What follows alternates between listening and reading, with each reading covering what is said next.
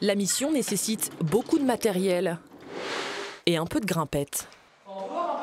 Alors on est au 3e étage de l'LC de la faculté des sciences de l'Université du Havre.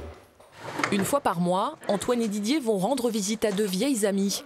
7 ans qu'ils les côtoient, mais toujours avec précaution.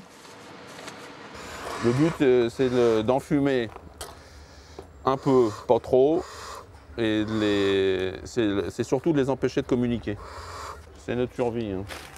Car elles sont tout de même presque 100 000 à habiter sur les toits de la fac. Ces abeilles noires de Normandie passent autant de temps dans la ruche à 35 degrés qu'à l'extérieur, toujours à la recherche du meilleur nectar, quitte à parcourir 400 000 fois leur taille.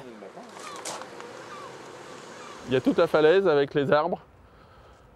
Si on regarde en bas, il y a des plants, de la bruyère, il y a des acacias, toutes les fleurs possibles et imaginables qu'elles vont chercher dans un rayon de 3 km. Après le passage dans les fleurs, direction la ruche. Dès que les beaux jours arrivent, les abeilles sont ultra productives et vivent 3 fois moins longtemps qu'en hiver.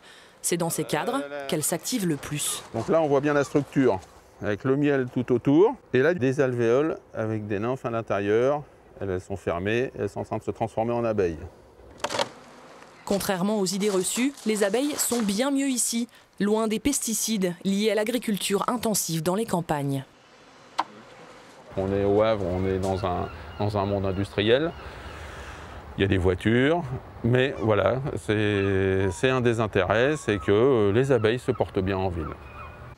En octobre dernier, ces petites bêtes avaient produit 125 kg de miel.